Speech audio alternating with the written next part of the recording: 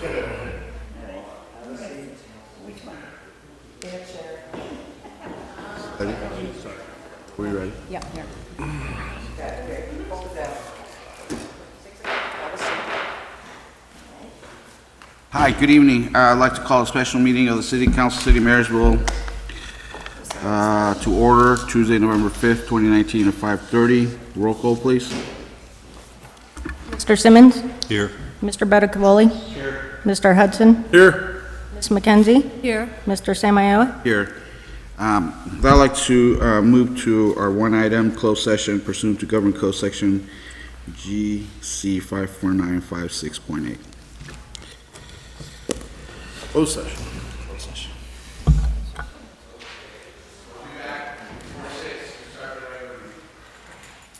I just took her to supper. We just got done early, so it's easier to sit hanging out in here than hanging out in my truck.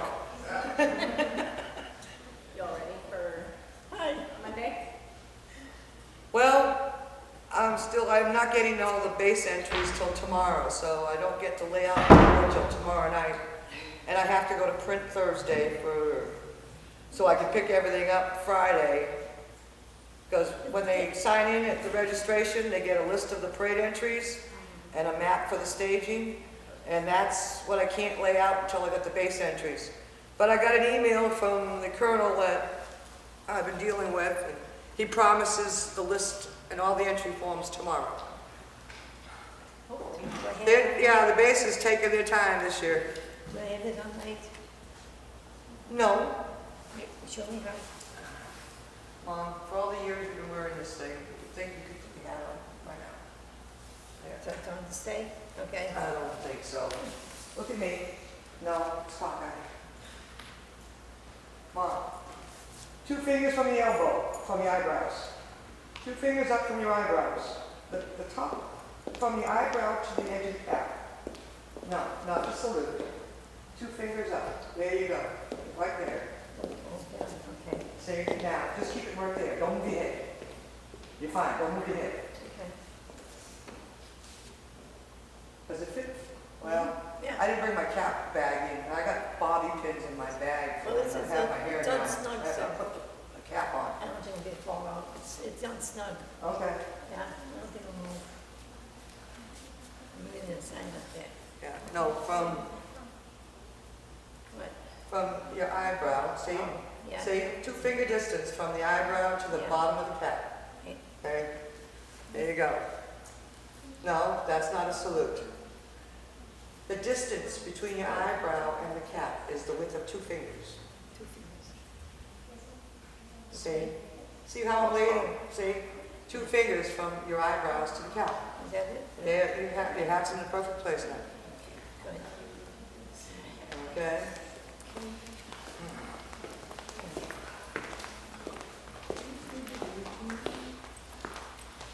So, Yes, it's still on. They gotta do them different every year.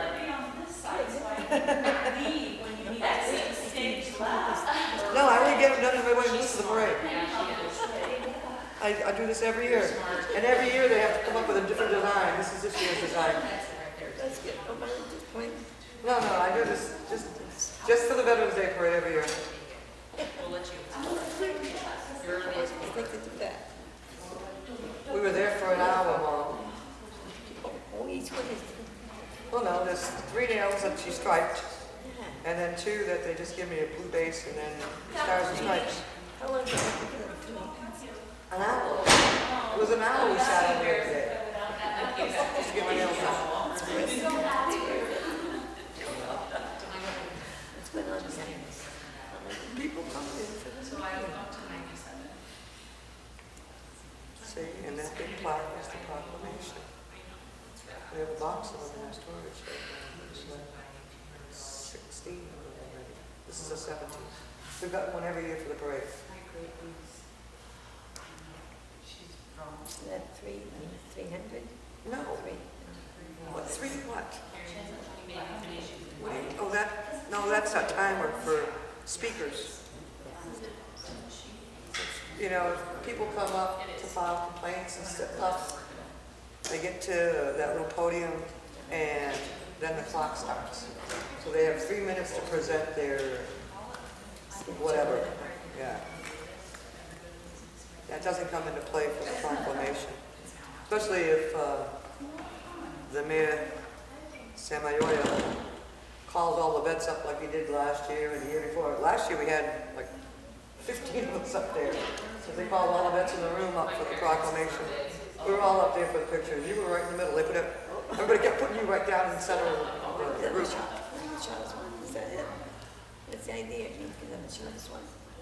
Charles person or what? Short and old. Watch it. Well, you were the oldest one in the group. Short and old.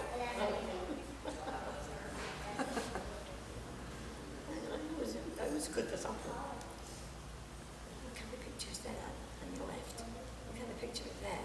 What picture? Like a grid for the streets. And Marysville sits right in the fork of the Feather and the Yuba River.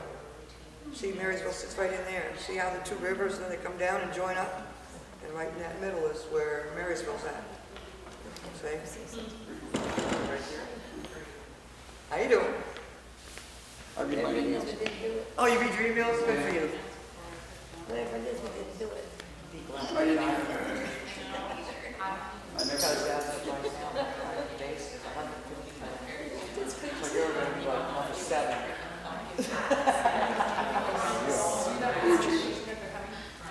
Oh, yes. Yeah. Matter of fact, I didn't come back from Southern County Supervisor until this Tuesday. And that's only because I made some phone calls yesterday going, people, I have a car reserved. I need to let John L. Sullivan know. Yeah. So first,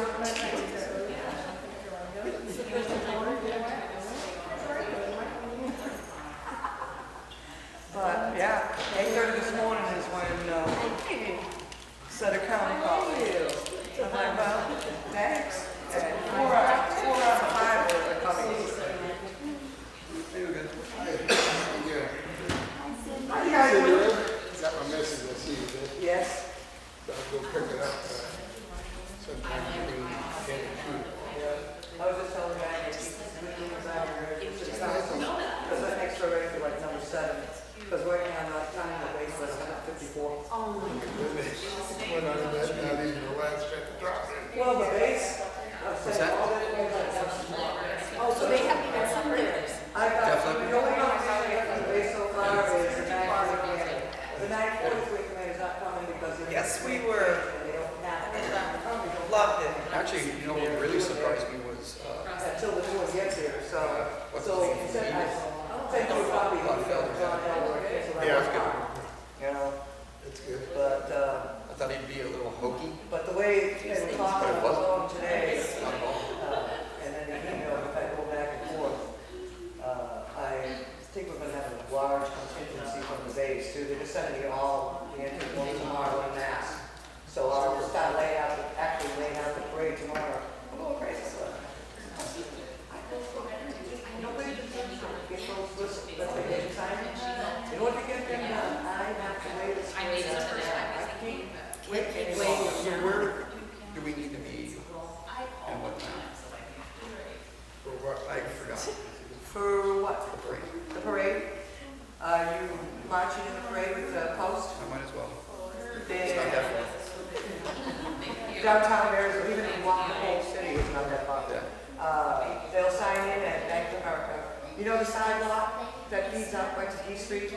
You got Bank of America, and then they got a little alley, and then they got another parking lot. Right next door to the Forbes House Restaurant. Yeah, it's right. You can't miss us, because I'll have my pop-up. It's on D It's Street. right on D Street. Is that over there by the wood butcher? No, that's, no, That's it's better. right, it's right up here. Okay. If you go to Bank of America, it's off of D Street, as you go into the parking lot, there's a little alley, and then there's another lot. That's part of Bank of America. We'll be in that sidewalk. That feeds directly onto D Street. So I'll just go to the Bank of America. for- Right, and we'll have a pop-up, and tables and chairs. Registration opens at 8 o'clock. So we won't get lost. Well, we have people that come down, register early, get their entry number, and then that, and then they go down to the upslot, because they do a breakfast fundraiser. They do a GI breakfast down there, because they take care of the Reno event. vets, was one of their fundraisers for their vets. But isn't it free for the vets? It's free for vets, and then everybody else is like $3. Yeah. So, but they do the SOS and the whole GI breakfast thing. But yeah, it gives people something to do while they're waiting for the 11 o'clock to roll around. So I guess I'll show up there around 7 o'clock. But, well, if you get there too early, I get down there, I'm normally the first one there. And then I want to find a place to park. That's the hard part. 7 o'clock. Well, then you can help put out tables and stuff. Because, but that's why I get down there so early, because I have to pop up in the tables and the chairs and all We have that. a place to put it. And then 7:30, all the rest of the volunteers are supposed to show up, and then they go lay out our annual flags. We have enough American flags and service flags that they'll alternate. American flag, POW flag, Army, Navy, Air Force, Marines, Coast Guard, all the way up and down U Street. Yeah, we own all the flags. And then we have the little 4x6s that we put out to all the kids, so they can wave the American flag. I could probably do that instead. Oh, hand out flags, yeah. I talked to the again today. I can bring in my backpack and just put it in my backpack. That's what we do when we put them in Arlington. Yeah, You know, you put, but you but put them. those are bigger flags. These are the little tiny Yeah, ones. I know. You know, the ones you put on graves. Yeah. I don't know if you've ever seen them do it in Arlington Cemetery. I talked to So what the you do- Democrat 2 days ago. That's what they shoot. I had a different gal call me today. So you get a rug. And I talked to a different gal today. Rug set is full. We were talking about certificates. And you just go down the road. You go. Put it out in the article. You put your foot up against it. That people still want to get them done. You gotta have glove on. Hooray, that you send me an email, I'll send you my email, and we can work on it throughout the year, rather than to last year. But I have explored my nail appointment today. We walked a little bit around East Street, and they got a, We got, up the first of the I believe you know, we're in the city. We have to have a city. What I think we should maybe choose flag kind of all coaches, just give them packets of them. Yeah. You don't want them here. When you get some, like I see right there, all the time at the, certainly, we could bring it to you. Yeah. And that way we can follow-on work takes them care throughout of, the year, rather takes than wait care till of the last minute. American Legion. Get those, that's not, that's Yeah, because we should get with the DAV, some of the chapter 9 DAV here, give some to them, you know. And that's why she's gonna put it out in the article too with my email address, so then I can just email the blank form. They can fill it out and scan it back to me, and then we can take it from there. Did the guy from the East Coast call you? 705? I think so. Yeah, I was out bringing that juice and a half. Let's say, they were out at Sam's Club the other day. And doing pop. Oh, puppy, yeah. And the guy said, you got Cindy's number? No, but I can get it. So I called should post. have asked me, I was Well, I just called the post real quick. I was over in front of Walmart and sent it 2 to 5. No, you were selling, I was in charge of the poppy program in Great Falls for the VFW. I had thousands of them. Thousands. We had them all in little bags, little sandwich bags, 180 bags. So when you first get them, they just come in a box. oh, yeah, so yes. Yeah, and they're all tight together. Everything's a point. So you gotta untie them all. They look big. And shove them in the bag. Oh, and at sign-in, we're gonna have, the leftovers of those kids, like Hoover, I'll just come down and we're just gonna let people take the things. So I'll Which one, or 11 kids? Volunteers can We show still up. got 400 of those kids, but. So what I'll do, it'll work. Well, I can't lift, I can't go a lot of lift. And now because they're They hang up. 8 years old. Well, that's right. I'll bring my backpack. Well, there's shove flags in it.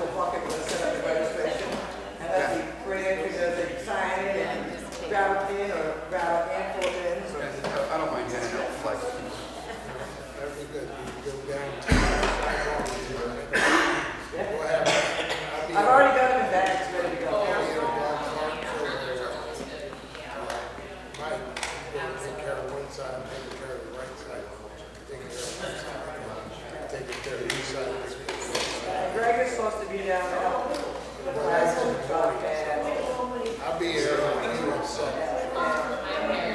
Greg, What do I have to do? Stand and watch the parade.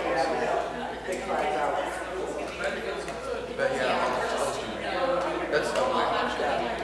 Yeah, I've already bagged them all up into the plot. I'm just gonna shove it right back. I'm gonna shove it right back there. 4,100 plus flags. I could probably get about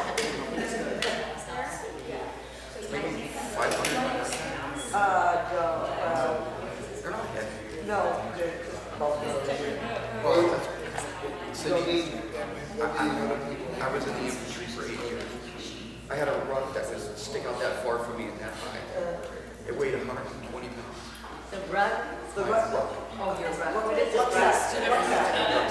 A big. Oh, the big, oh, Yeah, what's that? I'm sorry. You would call it. Oh, okay. A very large bag. You had to look at that thing.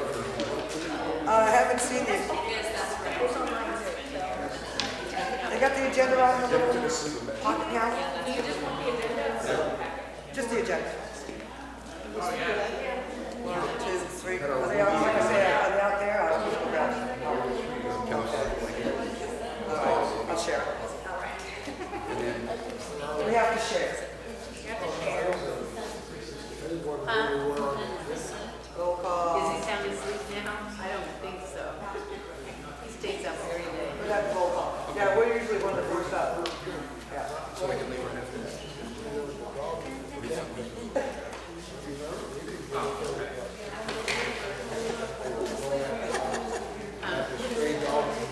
Yep. Me, I go to sleep. He stays up late. I go to bed. I like to be in bed by 10. Last year, even though we had some of the rain, we had, what they call all the best in the room, the proclamation, we had a whole big old group up there.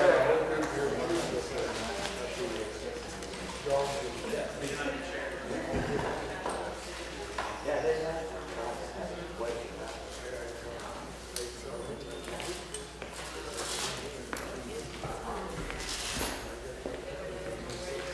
Yeah, but you see that.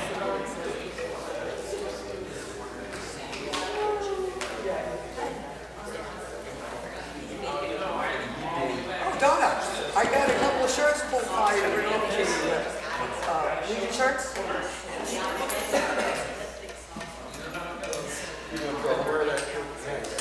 Oh, yeah, I do love that shirt. I love those shirts.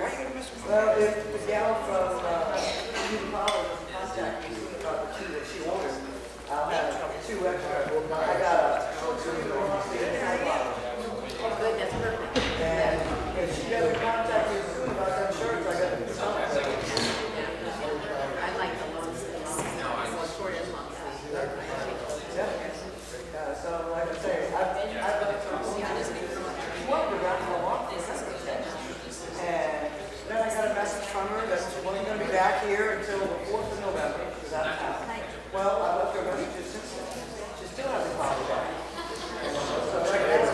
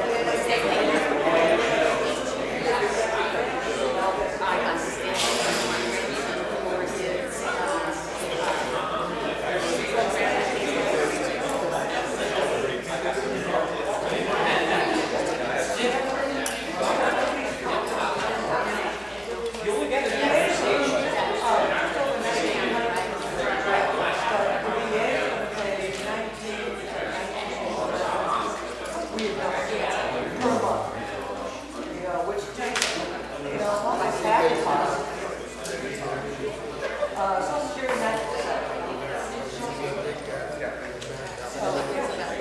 So, almost 3,000 already got it.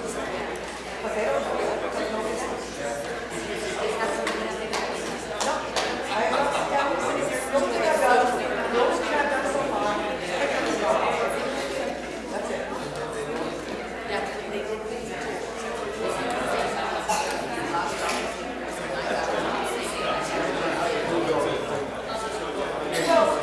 Well, you know, see what it says, because I didn't want to have this side. We used to keep putting the box up like this. Documents.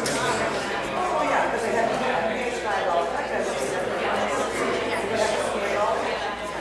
So did you scan it? No, here, big mailbox. Is what they told me to talk to me. Yeah, they should have scanned it. Well, I know it's very hard. I haven't found it. No, but I mean, you scan it there, it's goes right. I can still scan all of myself. Yeah, because they have a scanner, well, they have a scanner right there.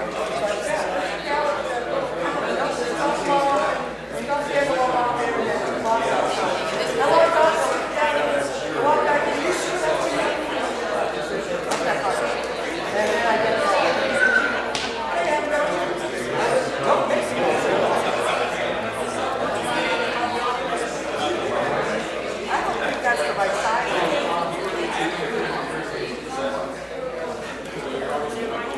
I really don't think that's the right side. Now, what I do, when I have my hair down, I have to use bobby pins. I have to, my hair pushes it up. So that might be one of my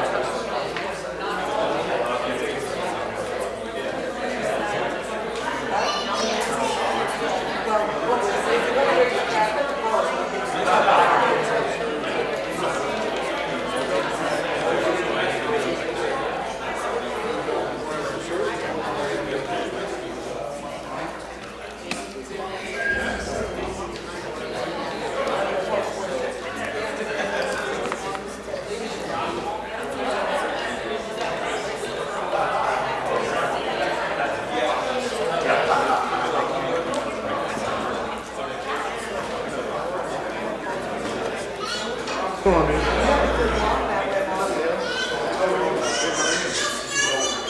Yesterday you had one on each.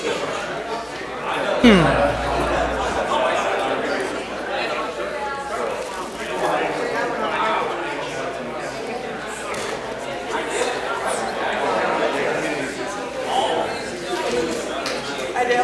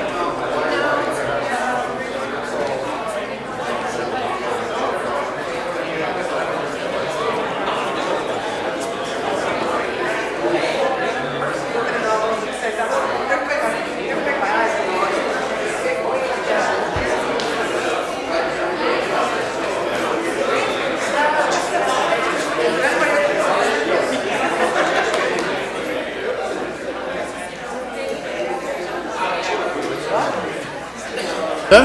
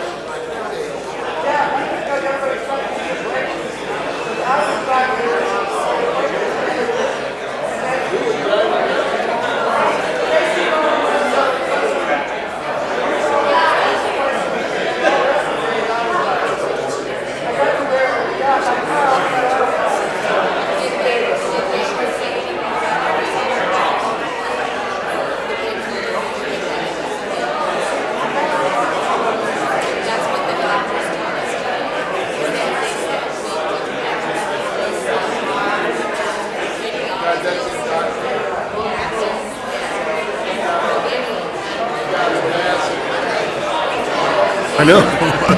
That's why I said, what's going on? Did I miss something?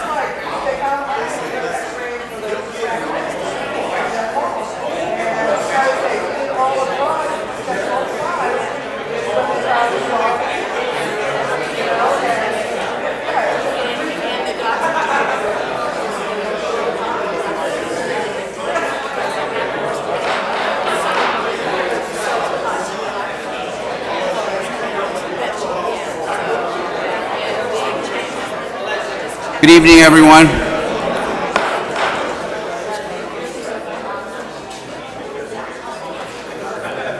I would like to call the regular meeting of the City Council of the City of Marysville to order. Today, Tuesday, November 5th at 6 p.m. Roll call, please.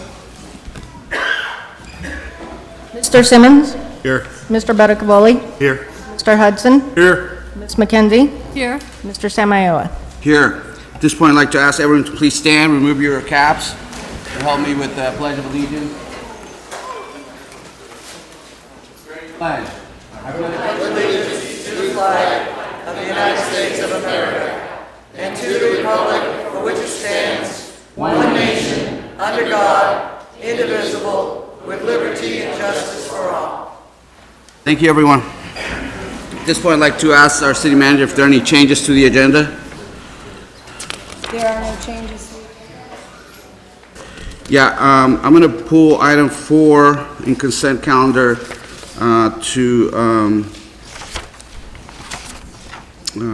was it public hearing or action? Need to be a public hearing, discussion and action in here. He can allow separate discussion is what he's. For discussion, okay. So we'll remove that for separate discussion and action. With that, I'd like to entertain a motion to approve. Make a motion to approve. Second. Motion and second. All those in favor say aye. Aye. Aye. Thank you. Any closed session reports, Mr. City? Yes, the City council met in closed session, gave direction to staff, no action was taken. Thank you. So we have some very exciting presentations. Let's see, we'll definitely present, I'm a little confused by this.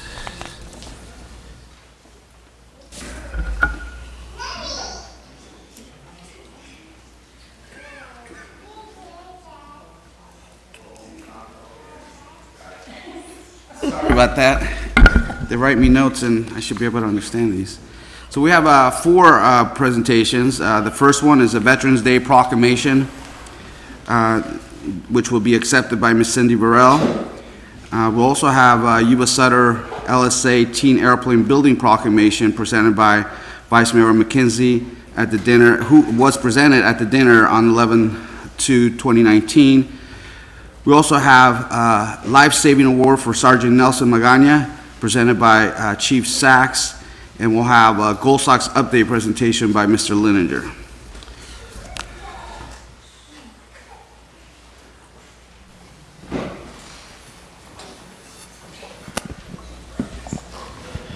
Hi. Good to see you again. Things going? Hopefully we don't have smoke this year, right? Oh, God, I hope not. It's too much work to have to cancel the last meeting. I don't want to go through that again. Well, we don't want the community like Paradise to suffer again, but. So, this proclamation honoring all veterans on Veterans Day, Monday, November 11th, whereas the people of our community have great appreciation and admiration for the many local men and women who have served their country in armed forces to protect and preserve the freedoms enjoyed by our community and by all Americans. And whereas our community acknowledges the sacrifice veterans have made, and we realize that we owe a debt to the men and women that safeguard our way of life. And Veterans Day is a tribute to each and every veteran. It is a time to remember all the veterans that have served and are currently serving our country. Now therefore be it resolved, I, Ricky Samayoa, Mayor of the City of Marysville, and the City Council of the City of Marysville, do hereby recognize and honor all veterans on Veterans Day, Monday, November 11th, 2019. Thank you so much for all your work and look forward to Monday's parade. Thank you, sir.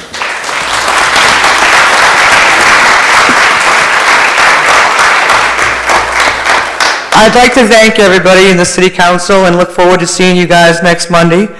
And if you know what's good for you people, get out there early. This parade is huge. Parking's going to be a premium. So I wish and hope to see you all next Monday. Thank you. Thank you for all your work. Thank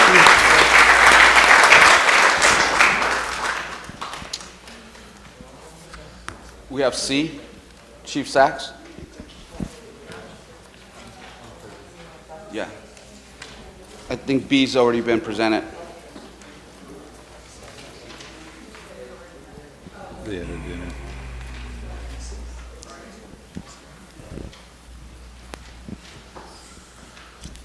Good evening, everyone. Thank you for coming. Sergeant Nelson Magana, will you come up here for me, please? This evening, I have the honor and privilege of honoring Sergeant Nelson Magana with our Life-Saving Award. I know it's been a few months. It's been busy and hectic, but we're here to honor him at this point in time for it.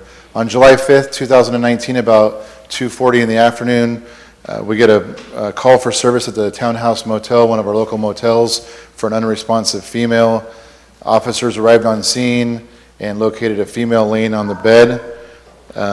Sergeant Magana quickly evaluated her and determined that she was having an opioid overdose. At that point in time, he quickly deployed a Narcan spray, which we were the first agency in the Yuba Sutter region to be trained with it from public health, and we deploy it on a regular basis. So he quickly responded, deployed the Narcan. The use of it made her become more alert and able to answer some questions for the medical personnel. Medical personnel arrived on scene and took over medical care at that point in time. After reviewing the call for service and talking with medical personnel, had the Narcan not been deployed, the female more than likely would have perished in their medical opinion. So for that, my hat's off to him. He's an excellent example for what we stand for at the police department. He's a role model and a leader for everybody else, and we're here to honor him and congratulate him for life saving. So congratulations.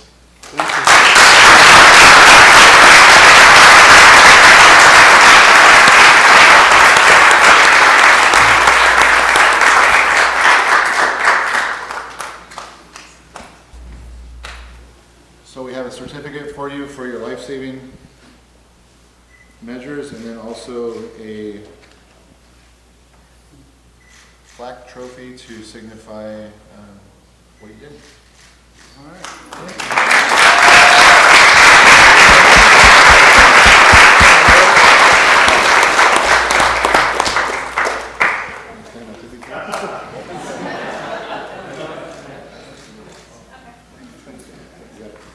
Congratulations, man. Thank you, sir. You're awesome. Thank you.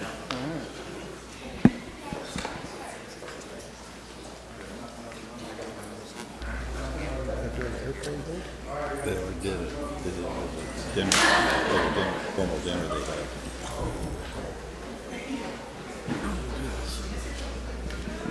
All right, kept the mic.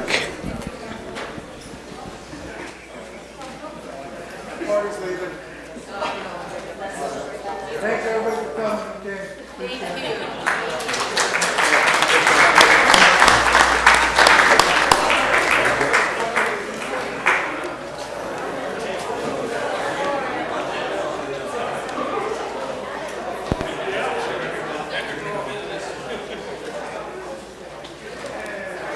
Bye, y'all.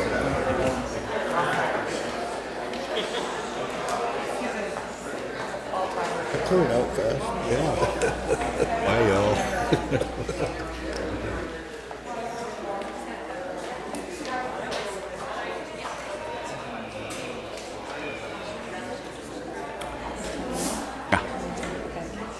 So at this point, we'll move to item D, goals update from Mr. Tom Leninger, sir.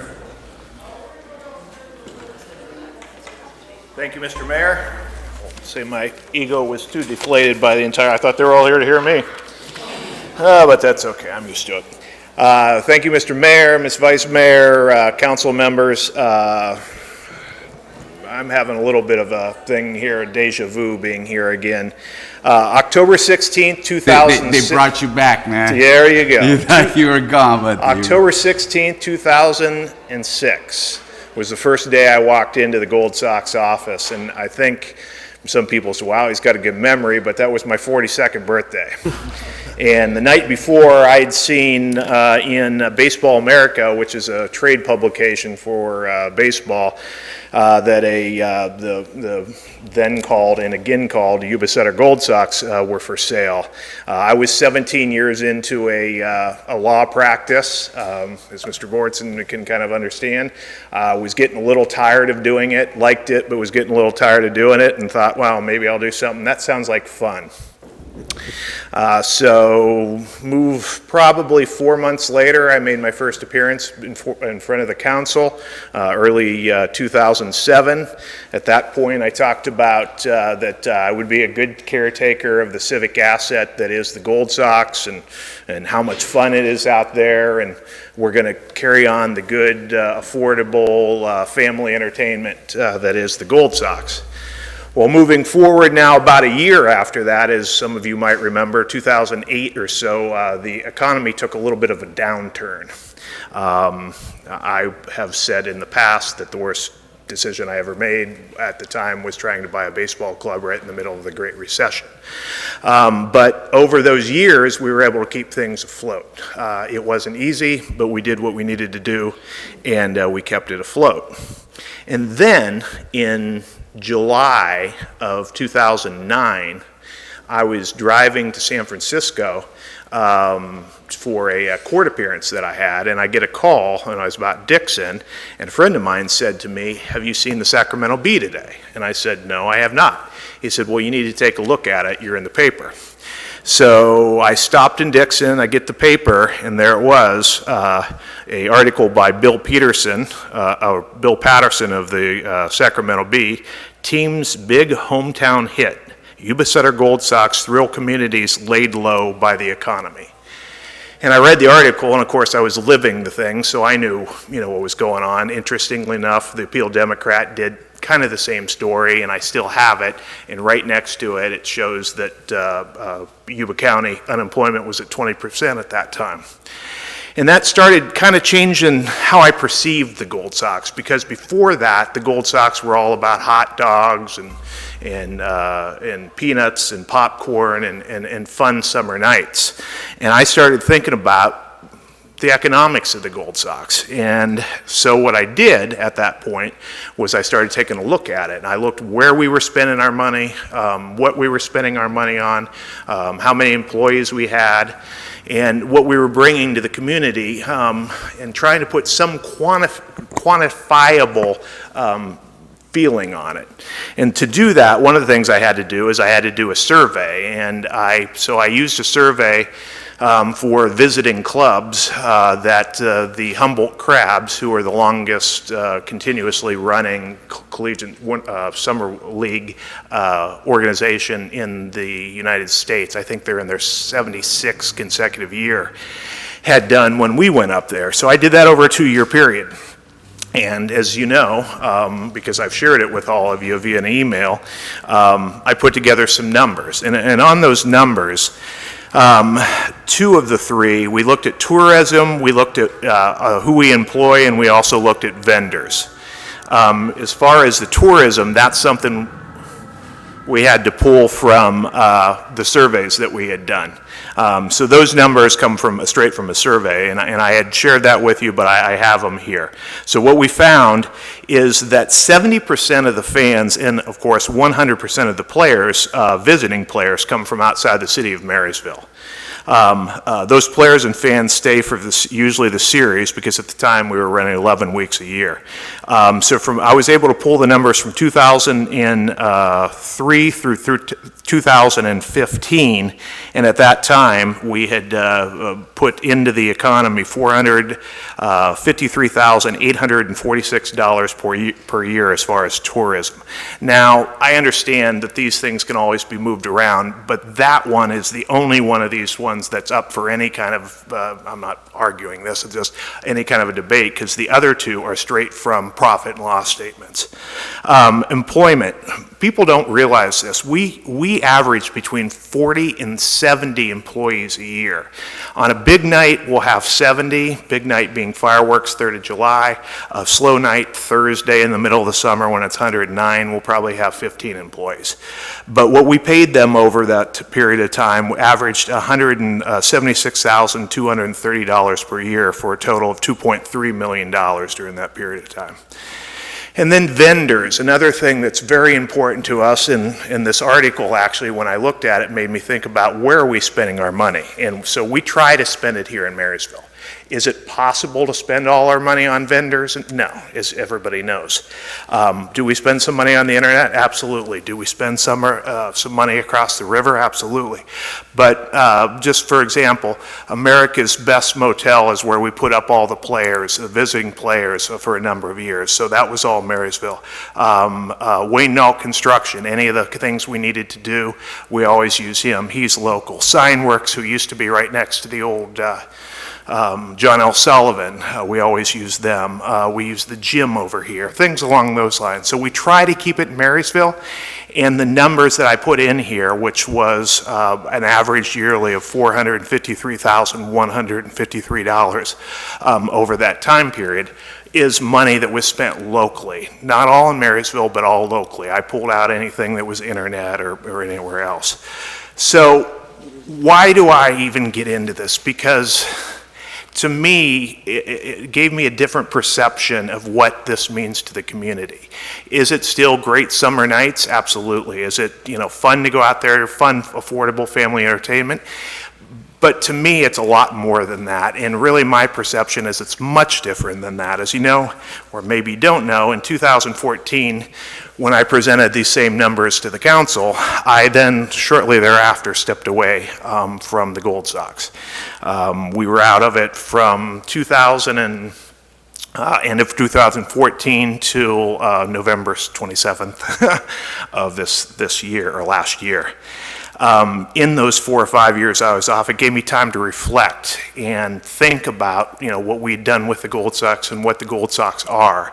And it was a lot of fun for my family, but what it came to me is that, and again, it's my perception, not necessarily everybody else's. In my life, as time goes on, I look at two things. I think at the end of the day, as they say, the biggest thing I will accomplish would have been my family. The second thing I will have accomplished, in my mind, is what we've been able to do economically with the Gold Sox here. That's my own feeling. Doesn't mean anyone else has to agree with me, but as I said, at the end of the day, that's where it will be for me. As fate has had it, last November 27th, I was called. I was sitting getting ready for a mediation. The phone rang. I still had about 5 minutes. It said John Cassidy on it. I thought John was calling me for some kind of donation because of the fire, so I took the call. He said, hey, the Gold Sox are going away. I said, yes, I know that. I think I was the first one they called. And I said, we've done our part. He asked me if I would be willing to talk to some people. And here I am tonight. So fate's a fickle friend, as they say. I'm not going to get into any specifics about leases. As you all know, that's what part of what we're looking at right now. What we're proposing has been proposed because we understand from lots of years' experience what needs to go on out there. There is a 20-year-old house that needs to be taken care of. It's expensive to take care of a 20-year-old house. We're willing to do what we can do to take care of that, to make sure that not only is it a fantastic place to play, but we're able to keep playing and keep paying for what needs to be paid for to get us through another few years. The only other thing I would just bring up, and it's something we had done in the past, and as Marty, we proposed this in this agreement, we're more than willing to be gatekeepers of the ballpark. On the drive up here, I was up here all day yesterday, I was back in Sacramento today, and then back up here tonight. I added really quickly just game time, how many hours I have at the ballpark, and it was over 2,800, and that's just at games. So I think I know that place better than just about anywhere. My son now has spent about half that kind of time there, so we're happy to do what we can do to help out, basically for no charge whatsoever, so we can, we have a pretty good idea what can go on there and what can't go on out there. So as I put in my proposal, we're willing to do that, and hope that when you're looking at this and considering our lease and really the Gold Sox moving forward, that my perception, while it is not your perception necessarily, is something that you consider. So appreciate the time, and if there's any questions, I'll take those. If not, I'll go sit down. Thank you. Questions for Gus? Is the season going to look similar to this year? Are you guys staying in the same league this year? Or? It will be almost exactly the same. We've actually been able to add 1 week. We're going to open up Memorial Day weekend as we historically had. The reason we did last year is as we got in too late to be able to do anything like that. But we're going to do the same thing. It's going to be Thursday through Sundays, all the same deal. Only we're going to move our Sunday games back to the evening because it was just too hot. If anyone went out during a Sunday game would know. I had a lot of fun the last season, so I enjoyed it. And thank you. I thought anyway, I truly appreciate it. I know my son, being 9 years old, I think he's gone every year since he was born, so it's kind of something that we want to continue doing, and I know folks really appreciate having the Gold Sox in town, and it's part of our life, so thank you for working so hard and making sure that we have baseball. Thank you.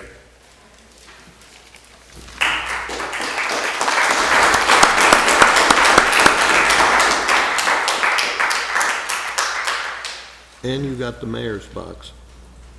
We all have the mayor's box. Yes, we do. Community Consent Calendar Forum. Individuals wishing to address the City Council concerning consent calendar items. And I want to remind folks that the only 3 items left in the consent agenda are 1 through 3. 4th has been removed for separate discussion and action. Or on items not already on the agenda, we invite you to make oral comments of up to 3 minutes. Please fill out a speaker's card and submit it to our city clerk sitting on the corner over there.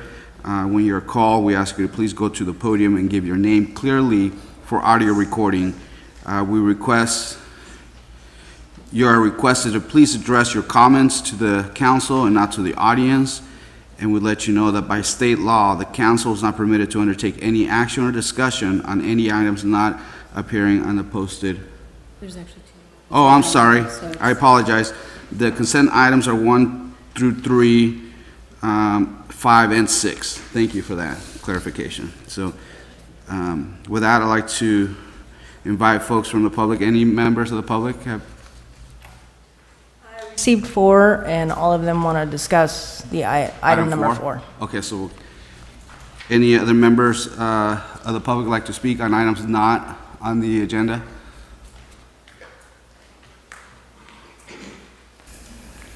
Good evening, Council. John Nicoletti, 1915 Bolton Way, Marysville. I wanted to come up here behind Tom and what the Gold Sox represents from an independent business standpoint.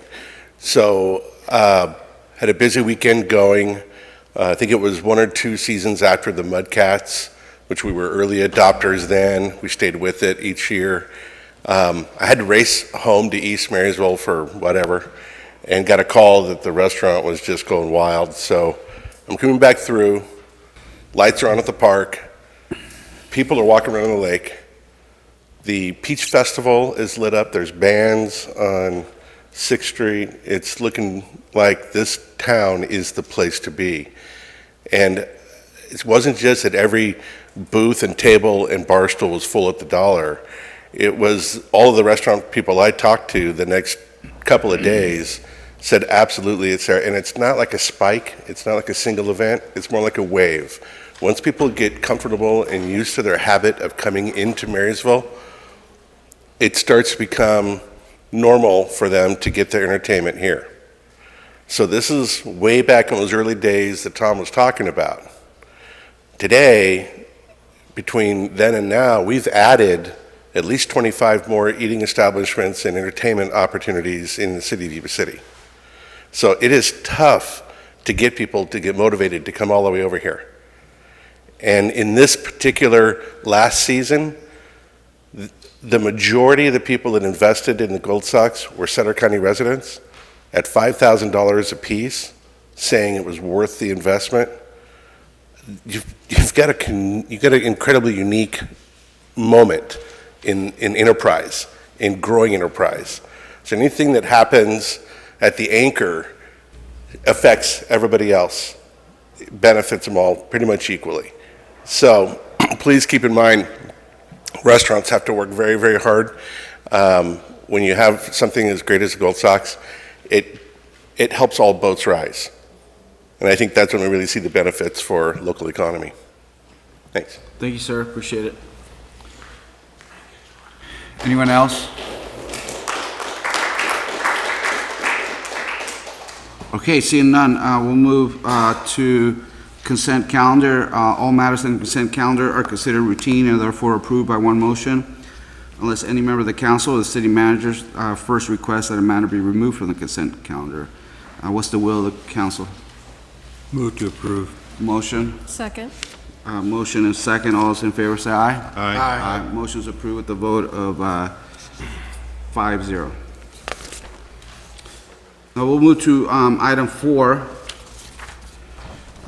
Ordinance Chapter 510 Licensing and Business Regulations for Commercial Cannabis Activity, and Chapter 1867 Commercial Cannabis Activity.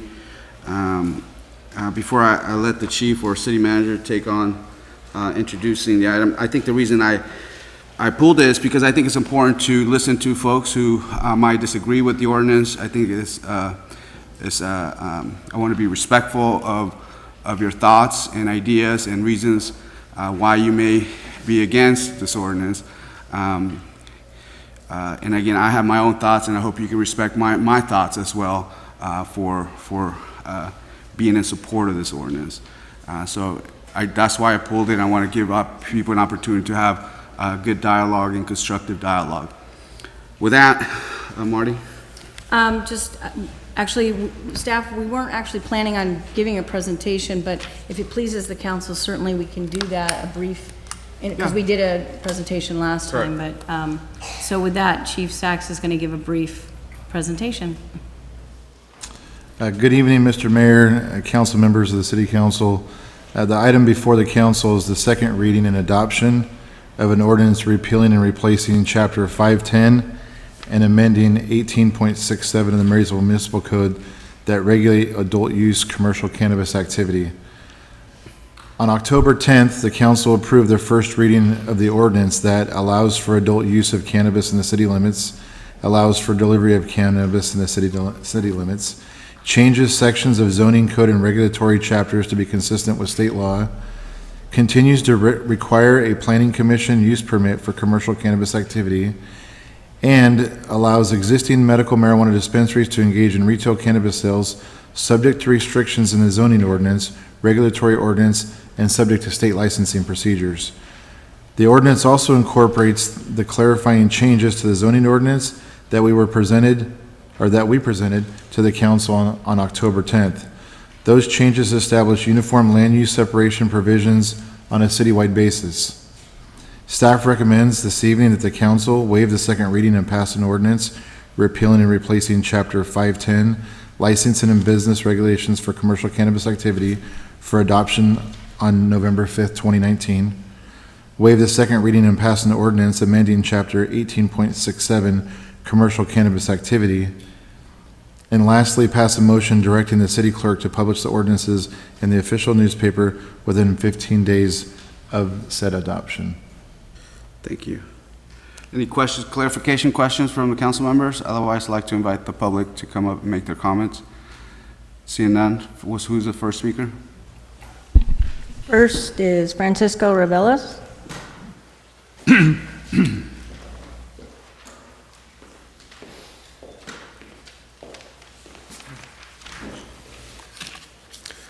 Mr. Mayor Samayoa, my pleasure. See you again.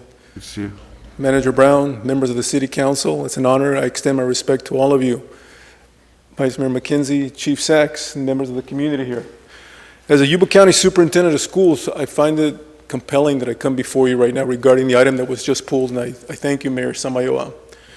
As a Yuba County Superintendent of Schools and as a parent, I'm here to respectfully ask the council to reconsider, and apparently you have, the proposed ordinance to allow recreational cannabis and mobile delivery. I'm speaking as an educator and as a parent, as a county superintendent of schools. My field research, and I have research I can share with you, we've been gathering it from Johns Hopkins, Harvard, University of Chicago, about the impact of some of the implications of what could happen if you go down that path. And I have to sound that alarm. It's about quality of life, ladies and gentlemen. In my conversations with students throughout the county, as an educator, as a parent, in detention facilities, in the community, in our schools, I feel that this would be a detrimental perspective to move down this road. Again, with tremendous respect to the City Council, to the wisdom that you have. In my area, when I talk about wisdom, I talk about wisdom versus knowledge. Knowledge is like having a doctorate. It's about the information I gather. Knowledge, in this case, and bear with me, it's about revenue. It's about profit. But as a county superintendent of schools, it's also about quality of life. We do have an exodus of students from Marysville, ladies and gentlemen, from Yuba County. I think you saw last week we had a full-page ad. It's called Challenges and Barriers to Yuba County Youth. This is precisely what I'm talking about. And we have the research. Let me conclude with this. Again, thank you for the opportunity to address you. I want to keep my comments short. There's a great philosopher, ladies and gentlemen. I don't mean Socrates, Nietzsche, Aristotle. It's Waylon Jennings. Country singers have a lot of knowledge, a lot of wisdom. He said, There's no right way to do the wrong thing, ladies and gentlemen. Please reconsider this, and I think you have. My respect to you. If I can be of support, of help, let me know. As the County Superintendent of Schools, we extend our collective respect to all of you. Thank you. Thank you, sir. Appreciate your time.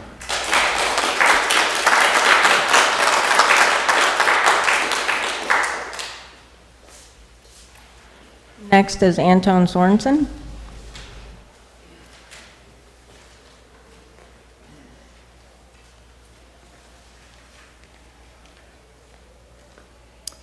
Thank you for the opportunity to speak on this same subject. And I thank our Yuba County Superintendent of Schools for his insight and experience. And I'm a father of 7 sons that have grown up. And my wife cried when my one son had troubles, and including recreational marijuana and losing of interest and losing a sense of reality.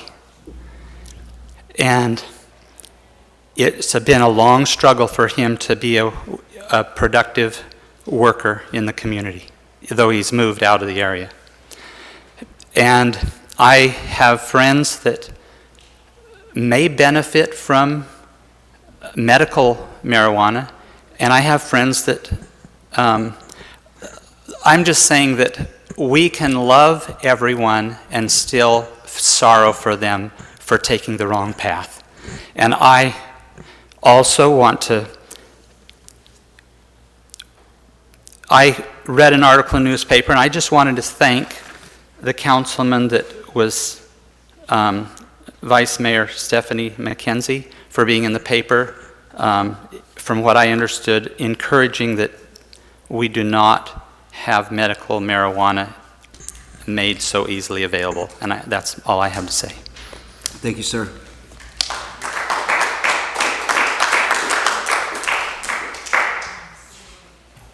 Next is Johnny Burke.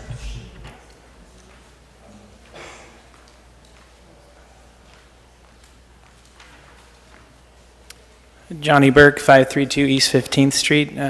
Good evening, Mayor and members of the council and city staff. I had a few comments from our last meeting that I want to address, and then a couple of concerns, and then just a suggestion. Mr.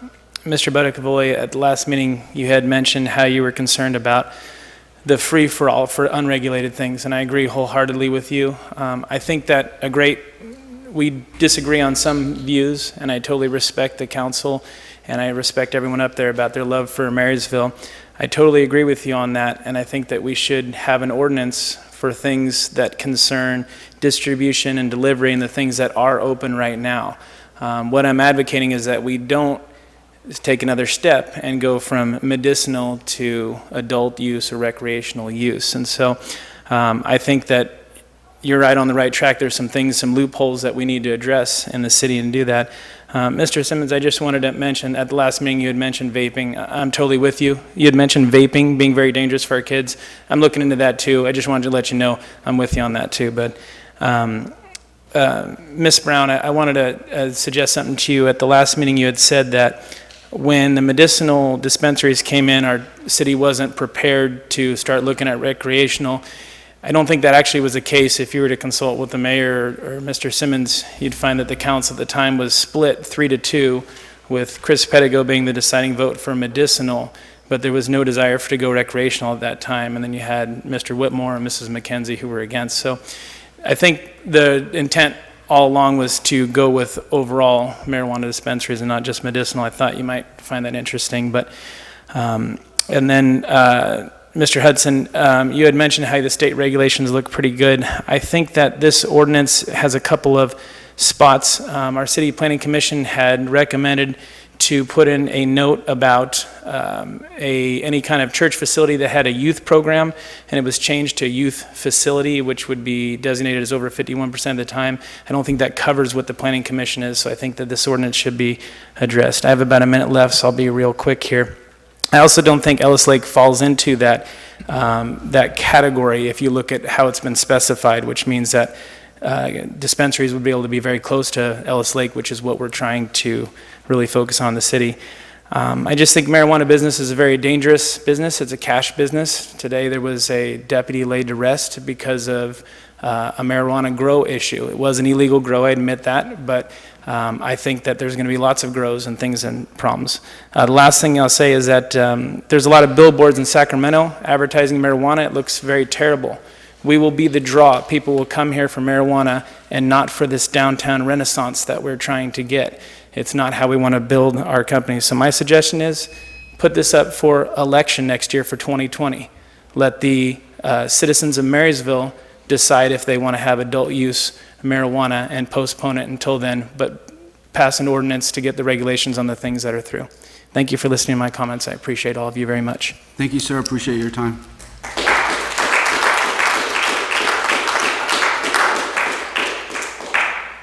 Next is Wade Archer.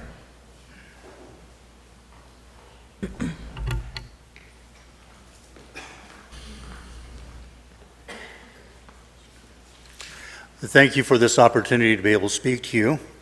My name is Wade Archer, registered voter also for the county. So I have a couple of concerns about legalized marijuana being actually not legalized by the federal government and running against the regulations that they set forth. And also the issue that I understand that the legalization has problems with cash flow, meaning that they cannot bank regularly. And that means they have to deal everything with cash, currency in hand. They cannot use the federal banks. So in that case, there's going to be a large amount of bills, cash, that these folks are going to have to handle, which then leaves them prone to possible robbery. And that is a major concern of mine in that aspect. Also, what kind of security are they going to have for that, for all this cash that they're going to be handling? Is the city going to be providing also services for them for security? That is something I would like to know also. And also, what kind of example are we setting for our young people when we say that marijuana, which is a class 1 drug similar to heroin, I know it's probably not as bad as heroin, I'm not trying to make that point, but it's still classified as a class 1 drug. And so we're going to tell our kids in high school, which, like me, when I was a kid growing up, I was trying to get a little bit of booze to drink. Well, these kids are going to be wanting to get a little bit of marijuana to smoke. So it's something to consider. And thank you for your time. Thank you, sir. Appreciate you coming down.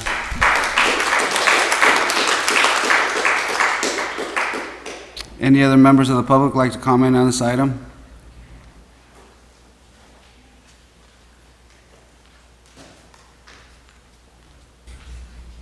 Good evening, Mayor and members of the City Council.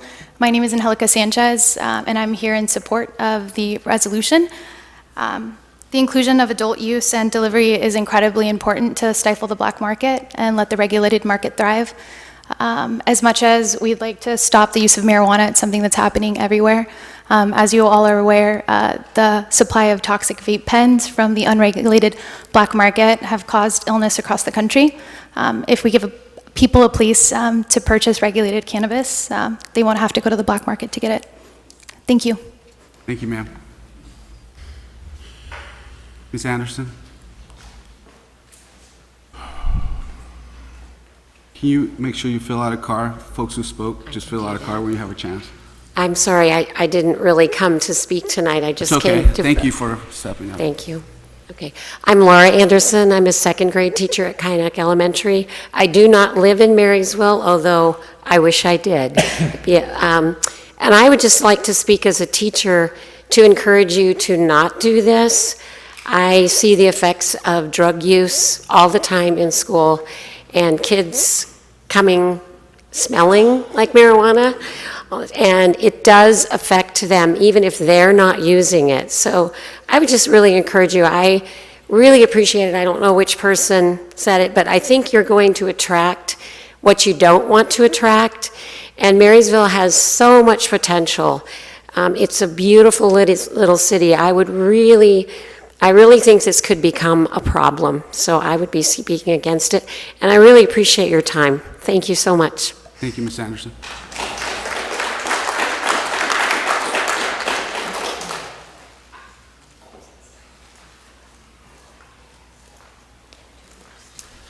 I would like to speak on the same issue. I'm against it as well.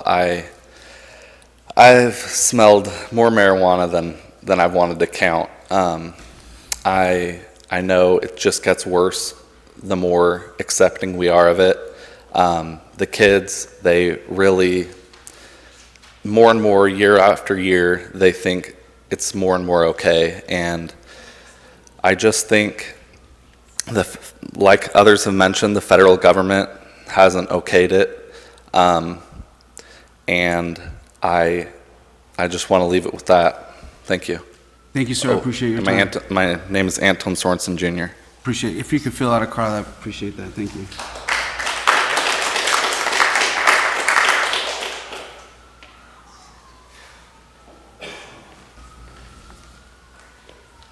Good evening, Mayor.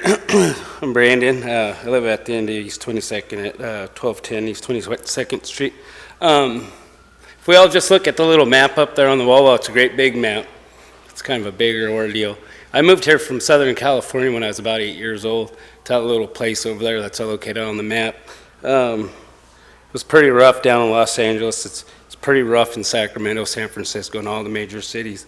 But why do we got to bring in to our little city what everybody else is doing out in their major cities?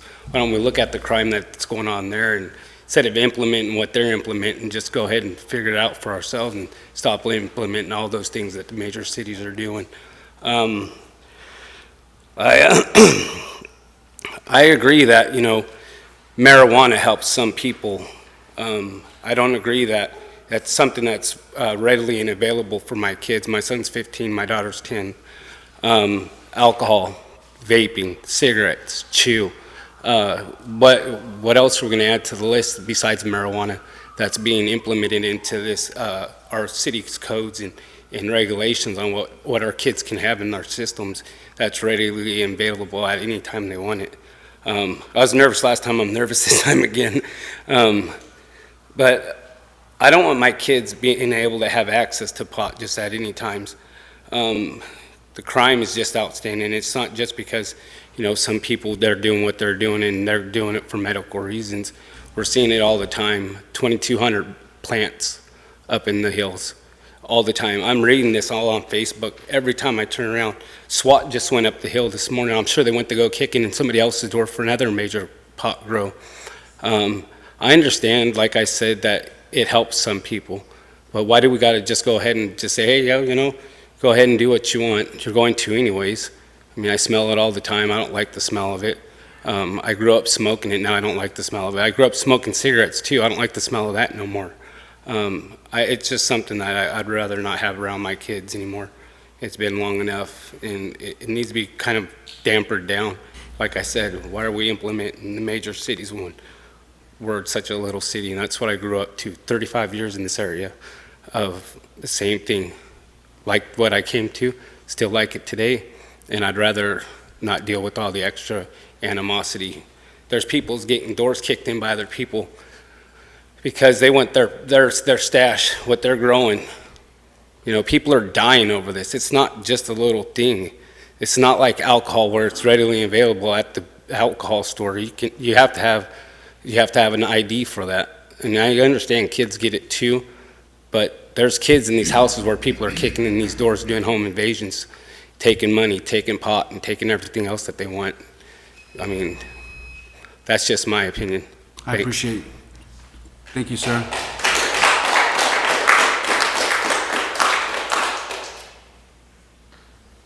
Anyone else like to speak on this matter? I took some notes. Thank you, everyone, for speaking. I think for me, it really comes down to and one of the people that I really look up to is Dr. Francisco, and thanks for being here, and thank you for your thoughts. I do disagree. I agreed with all of it, and all of it that you've said, and everyone, I agree with everything, because I believe in the same thing. I believe that young people should not have access to cannabis or marijuana or products. And because I have a 9-year-old, and Miss Anderson was the most wonderful teacher for my second grader last year, and she knows that my son is a lovable boy, great boy, because we as parents love him so much, and we protect him, and we teach him right, and we teach him what's wrong. And as parents, we make sure that we take our parenting responsibilities to the fullest. And Miss Anderson can tell you that we definitely, Alex, we're really proud of him, Miss Anderson, as you know. And so as a parent of a young child, as a parent of a 20 and a 25-year-old, we know it's pretty clear that cannabis is bad for brain development, is bad for young people. It's definitely, it retards the development of young people. It keeps them from focusing. It keeps them from being able to be good students. It probably puts them in bad situations. And we know that that's true. And I truly believe in that, those are true facts. But we cannot deny that currently there's a legal market out there that is making cannabis and marijuana and other illegal products available to young people. And that's another true.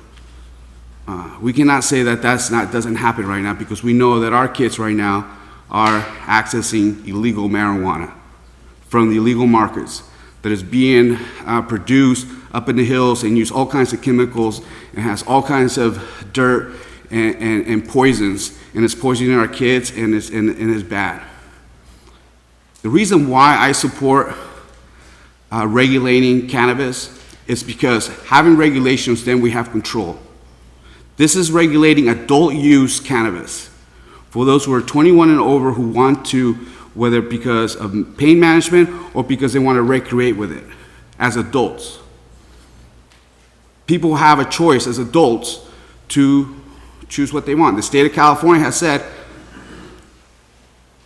we created a whole set of regulations to ensure that you have clean product that is tested, that is grown a certain way.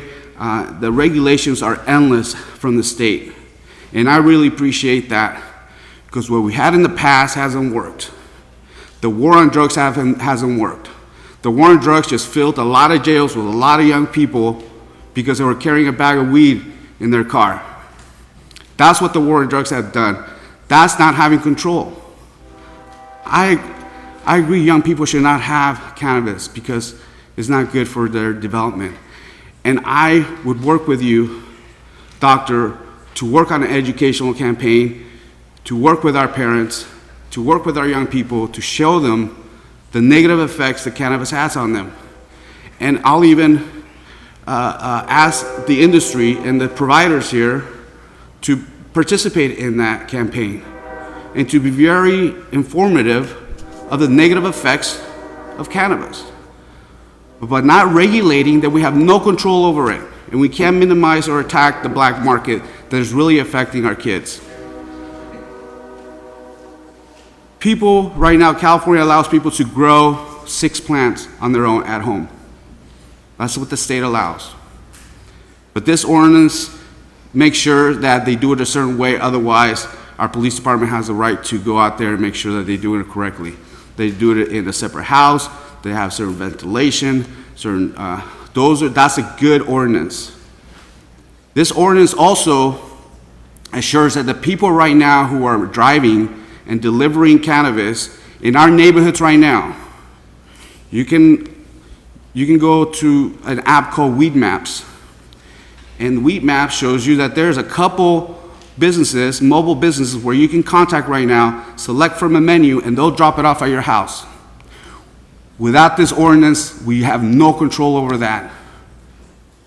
This ordinance will assure that they have a permit if they want to do business in Marysville.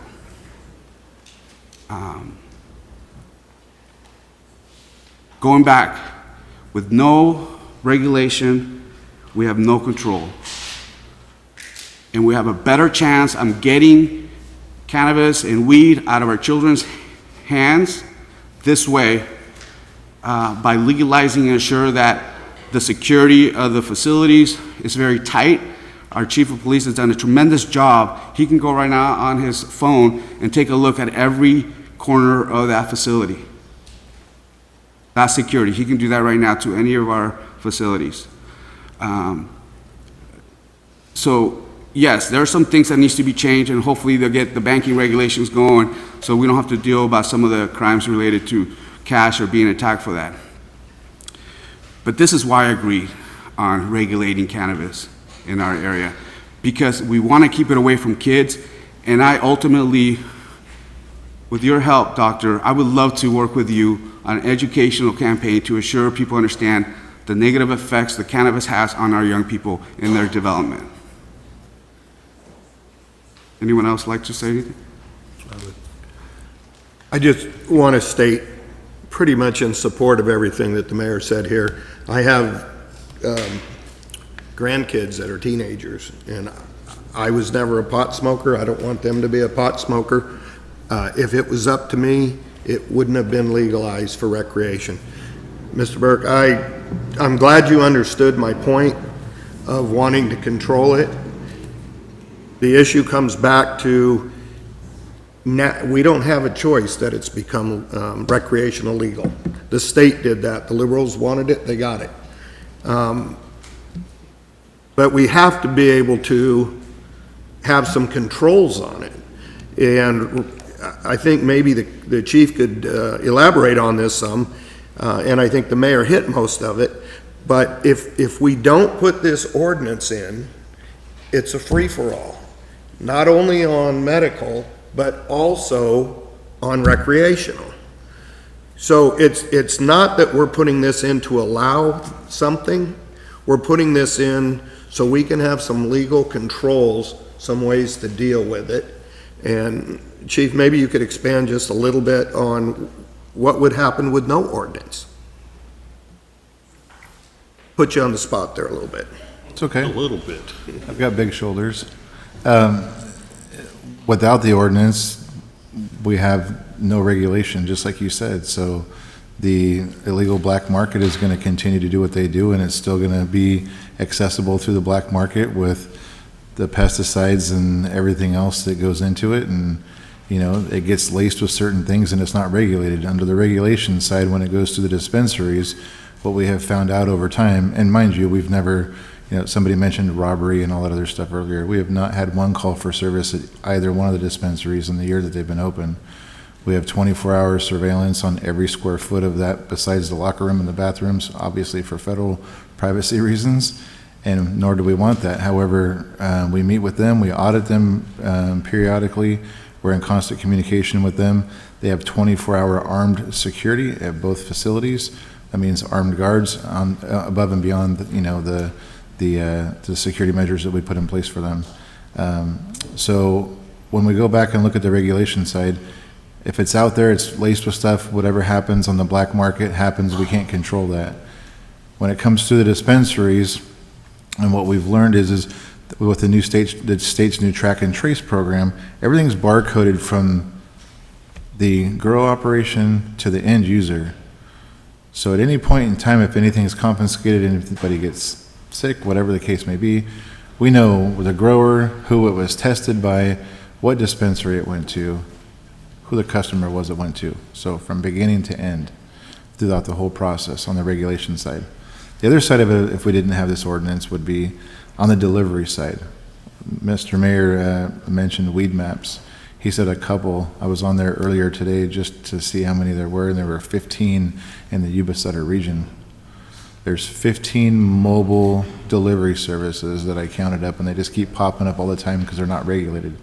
The state says that we cannot regulate them on a state highway through our jurisdiction unless we have a local ordinance saying so.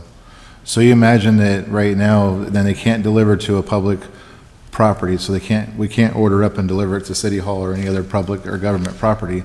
However, just think about all of our fast food restaurants where all these delivery services are showing up, not only at people's residences, but meeting up at the McDonald's or the Jack in the Box or 7-Eleven or whatever to do these transactions. This ordinance allows us to regulate the delivery on that side of it so we can get rid of all those entities that are coming in and delivering to our residents. We would do that by setting up sting operations and actually ordering from them and bringing them here, and then we would regulate them on that side of it. Having said that, then it would be up to council adoption and resolution on how many we would allow in the city. Maybe we only allow the 2 dispensaries to have delivery out of there so we can track and trace everything from the plant all the way to the delivery driver to that person's end house. So you have dispensaries from Sacramento, from Nevada City, all across the state that are delivering everywhere. So if we can control that in our own city, I think we're better off than having something unknown that we can't regulate that's going to continuously push it through. And when the mayor talked about 21 and over, and I totally respect the fact of young kids and being the police chief and everything else. I've got 4 kids too. And when I look at the big picture, it's when it says it's 21 and over, it's not like this ordinance is opening up the door and it's going to be a free-for-all. Right now is a free-for-all. So it is regulated on that 21 and over that will only be able to go in there. And with those tight security measures and the ordinance, the way that it is with the track and trace program, I can't see it being worse. I don't see it. And we've done studies about Colorado and everywhere else, and the gentleman up front mentioned big cities.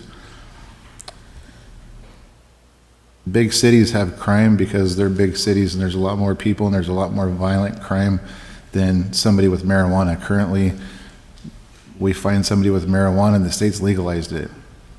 We're taking it for destruction even in our school system at this point in time.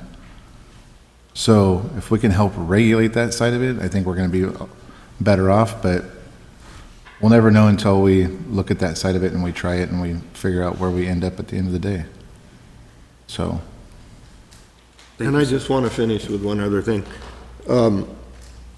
What I hear all the time and bothers the heck out of me is that everybody seems to think that the city is only in this for the money. We get bad rap on this constantly that we're doing it for the money. If you check with the state, you'll see that their projections came in 40% less than they expected. So the money isn't nearly what everybody seems to think it is. What I'm looking at, and I can only speak for myself, is that if we don't have an ordinance that has some regulations, it's going to be black market. The kids are going to be taking stuff that is not tested. Sure, some parents are going to be dumb enough to give it to their kids. That's going to happen no matter what, whether they got it black market or if they got it from a dispensary. So I would just like to at least speak for myself in saying this isn't about the money. Yes, there will be some money that comes to the city, but this is about that we have to have some controls. And if you get into the ordinance and read it, you'll even see where it's explaining how it's becoming a safety process for the city. Thank you. Sir? I just got a couple comments to make. For those who watched the news this morning, in Mexico, there was 3 women and 6 children killed by the cartel, which markets marijuana and drugs, opiates up here. So I think that you have to realize that whether you believe in the concept or not of marijuana, good, bad, indifferent, but think about the cartel's black marketing in this area. One of the gentlemen talked about it up in the foothills. Chief, would you please give us the number of residential properties that you have raided because they were not in compliance with the 6 grow in their house? How many of you have already busted and cleaned up? So in the existing ordinance and this current ordinance, it regulates the parameters, as the mayor said, the 6 plants and the parameters that the city has adopted for how they can recreational grow on their own private properties. We get complaints constantly, and since I'm currently in charge of code enforcement, we've developed this code enforcement team and strategy. And going on this ordinance, we have gone throughout the city in the last 7 months, and we have identified 12 residences, so far within the city that had grow operations in their backyards that were not in compliance with the municipal code. All 12 residents, we showed up, verified that they were still a grow, that they were not in compliance, provided them with a copy of the city's municipal code, which outlines the fine amounts, which is, I'm almost positive it's $100 a day for the first 5 days. Day 6 through 10 is $500 a day, and day 11 thereafter is $1,000 a day. And if they don't correct it, it's their job to call us back to have us come and do a reinspection. It's not our job to go back and make sure they corrected it. For them to come back and contact us, and if they do not come back and contact us, we assess their property and go the legal process to put a lien and go after their property. All 12 residences, once they were served, and one of them was quite the elaborate place out in East Marysville, within 24 hours was municipal code compliant, had called us back for a reinspection within 24 hours. Myself and our staff had went out and inspected those locations, and it was gone. We've put it out on our social media, and we've put it out everywhere for people in the city to contact us if there is grows at their neighbors or anywhere else that they see, because we will do the same thing. So far in the last 7 months, we've had 12 of those operations, and we've been successful on all 12 to get our residents to be compliant. Thank you, Chief. So, you know, our policing activities is very, very thorough. When you have an odor, someone says that he's growing pot next door, I can smell it, call the cops. They'll go investigate it. Well, that's what they're there for. That's what they want to do. I have to also say to you, and I agree with my colleague to the left, this isn't about money. We haven't gained a lot of money from these marijuana clinics. We have the two. If you think we're making thousands and thousands and thousands of dollars off of this medical marijuana, that's not the case. That is not the case. And if you have a medical marijuana card, you just don't walk in there like a drugstore and walk to the back and search all the products they have and say, well, I want some of this. It's very regulated how you get in there and how you buy it and who's in there. That armed guard sitting there, for the sergeant, the retired Air Force gentleman, said about what type of security we have. We have armed guards there. And they're all there during the duty hours of that particular medical marijuana clinic. So it's a hard decision for this council member. It's very difficult for me to say, I approve this or I'll vote for this, but I got to tell you, we have to have some regulations to control this. It's going to be like the foothills. Everybody's going to have marijuana in their backyard. We have no controls over it. We can't go in and stop it. And I sympathize with every person in this audience, the people who work with the kids, but let's be realistic. If you think our kids aren't using marijuana now, you better go out and take another look, because it's been around a long time. Thank God that our schools are practicing anti-marijuana concepts, and the kids that use it are minorities. Minority, not minority in culture, but minority in numbers. Very few of them use marijuana. And the teacher said she smelled it in their clothes. Well, I can smell cigarettes in clothes too, and I can smell alcohol in their breath. So I think, that's something that we as teachers, we as police officers, we as elected, that's our responsibility to help these kids, find out why they're using it. If there's something going on in the home, I think teachers are supposed to report any type of violence or any type of abuse. They think there's something going on with a kid, you report it. I'm sure you do.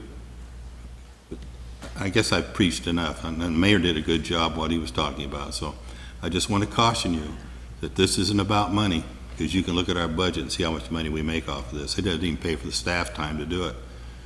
So, but I want to thank you very much for coming forward. That's the American way. Step up, make your comments, but the decision rests with us. And if you don't like what the city council's doing, there's always a vote coming up every 4 years. So that's where you speak again. Thank you. Thank you, Mayor. Councilmember Hudson. Short and sweet. I own, operate, and manage a business that is highly regulated by the state of California for substances. I've said this before, I said it again. Any law enforcement officer can walk into my establishment anytime they want, look at whatever they want in my place, and cite me. You know, it is 10 times harder for marijuana establishments in the regulatory process that is needed for those type of places. So, you know, I run a successful business that works well, and, you know, I pay my taxes, it's all good. I don't have it as hard as those new establishments, the two that we have in the city of Marysville. And kudos to them. That's it. Vice Mayor? Well, first I want to say thank you to everybody who's come tonight and spoken, and Mayor as well. I feel your struggle in all. This is not easy for any of us, this decision, and it's a hard place to be as a leader with this type of issue, especially with the possibilities on either side. And so I appreciate your position. I understand that, what you're saying, and I know there's a lot of different viewpoints on this, and there's research, and I think there's some inconclusive parts of the research that we don't know about youth use, but there's a lot of research that does show when it becomes legal in a state, lots of things begin to rise, like crime, like youth use of marijuana, whether they are able to purchase it or not. It's still available to them, more widely available to them. And I know that we can't do anything about being legal in the state of California, but we have every bit of control of what we do for our city and what we attempt to do for our city and the people of our city. And so I just wanted to say that I'm a teacher as well, and I have a student who comes to my classroom often smelling of marijuana, and it's very sad. And we know that it affects those kids, and even though kids are not probably using marijuana themselves at these young ages, and as they get into high school, obviously they are, but they're exposed. So anytime you increase the availability of marijuana in a community, the exposure to children is on the rise. Hospital visits, emergency room visits, kids who are just picking up something that they find that their parents are using, they have access to inadvertently. And so that is an increased risk for our community as we make it more available, more widely available. The factor, we do have an ordinance in place right now. We have a medical use. The dispensaries are in operation. We are regulating what's happening in people's backyards. The only thing we don't regulate right now is the delivery, and I don't disagree with regulating the delivery. But I do disagree with not listening to the community, and we have so many community members in this room right now, and often we have one or two people in here speaking, and we say, okay, you have a reasonable argument. The Levy Commission was in here disputing a charge where they actually were responsible for the charges that we were giving to them, and we said, okay, you have a reasonable argument. We're going to agree with you and not charge you. We have other things about parade fees. We were going to charge parade and event fees, and we had community members in here voicing their disagreement with that, and we said, okay, we will do what you want to do. $100,000 that costs the city, really. We've done that several times. We gave away some property to a business to encourage economic development. But we have the election in 2016 on the presidential primary. We had the Measure B and Measure A that Yuba County had on their ballot, and the majority of voters in Yuba County voted no on both of those things. Measure A was growing in the county, Measure B was dispensaries in the county. Although Marysville did not solicit that vote, Marysville people voted, and the people in Marysville were in the majority on the no side. All of Yuba County, every time there's been a vote on this topic, it has been against that. So these people here speaking tonight represent the majority of the voters in our county and in our city who said they don't want this legal. They didn't want it grown, they didn't want it regulated through dispensaries even. And in the vote, Proposition 64 to legalize marijuana in California, Our county said no again. We have a very conservative voter base here, and I think that to ignore the will of the people, and that is not the American way. Our way is majority rules, and we've ignored that as a council. I think it's disrespectful to our community to just continue down this road without checking in again. Maybe attitudes have changed, but we don't know that. We don't. I think Mr. Burke had a great idea. Why don't we put this on the ballot in 2020, see if what our community says. We're supposed to serve and represent our community in this, and I get the difficulty of the decision. Are we providing a safer situation by regulating it and allowing it through these dispensaries? Or are we making way for more problems? One of the other issues that legalization of marijuana has caused in other states, not just Colorado, was increase in homelessness. Because people come because they know there's a dispensary here, we can get these things here. They found that more people were homeless on the streets using marijuana and causing an increase in that issue. Schizophrenia, suicide in youth.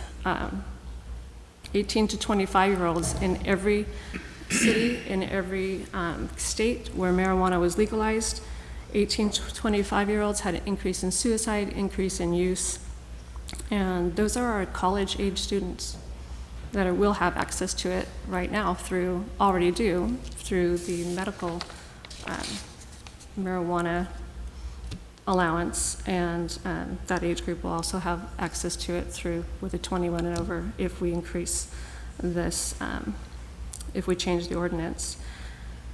I just say again, many people said, what do we want to see in our community? And also, how do we want to be respected as leaders who listen? Yuba County listened. Yuba County did not allow any more dispensaries in the county. They did not allow grows in the county beyond what the state requires. So are we going to be a council that listens to people, or are we going to be a council that just does our own thing?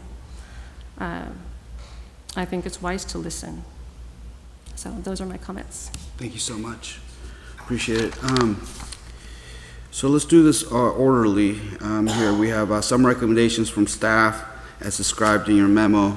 And I'd like to, I imagine that Councilmember Vice Mayor McKenzie is against passing the ordinance repealing those chapters.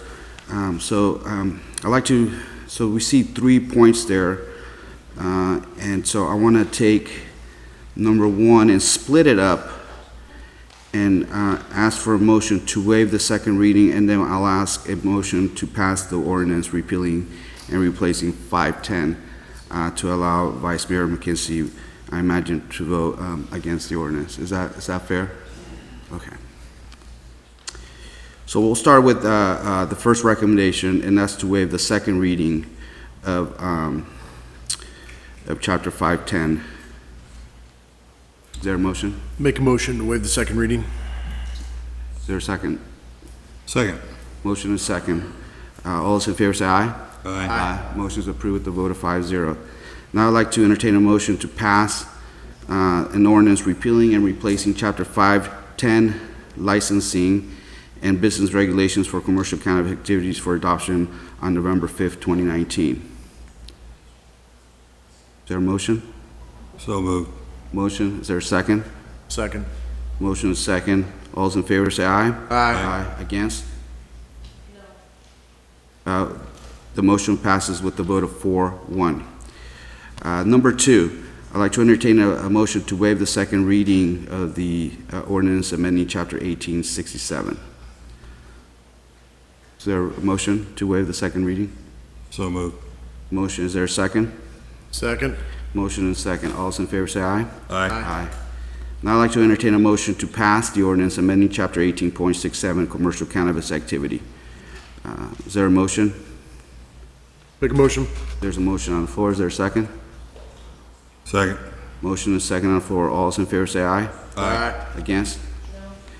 Motion is approved with the vote of 4-1. Now I'd like to entertain a motion to pass a motion directing the city clerk to publish the ordinance in the official newspaper within 50 days of adoption. There are 15 days. Is there a motion? So moved. Motion? Is there a second? Second. Motion is second. All those in favor say aye. Aye. Aye. Against? Motion is approved with the vote of 4-1. Thank you, everyone. And thank you for the public and your comments.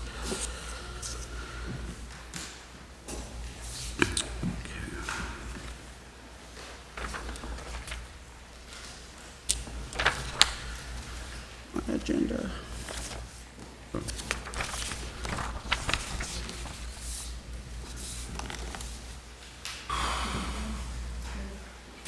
Second page? No.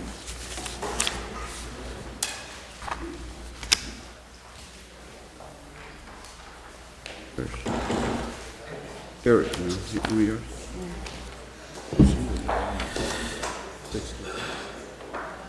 Let's move to public hearing. All matters in this section of the agenda are formal public hearings and will be acted on individually. Members of the public, you may request to speak for public comments. We ask you to please go to the podium and wait to be recognized.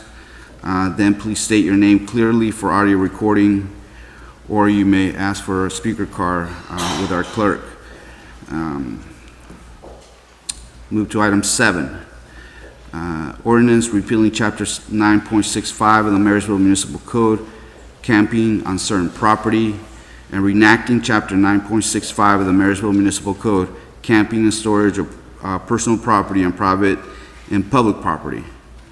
The recommendation from staff is to pass a motion waiving the first reading and review an ordinance to repeal and reenact Chapter 9.65 of the Marysville Municipal Code regarding camping and storage of personal property on private and public property, allowing the greater consistency in the oversight of camping enforcement within Marysville and mirror regulations in the surrounding jurisdictions for adoption. Chief Sachs. Mr. Mayor, honorable council members, as you stated, we're requesting to pass a motion waiving the first reading to repeal and reenact Chapter 9.65 of the Municipal Code regarding camping and storage of personal property on private and public property, allowing for a greater consistency and oversight of our camping enforcement within the city and mirroring regulations of the surrounding jurisdictions.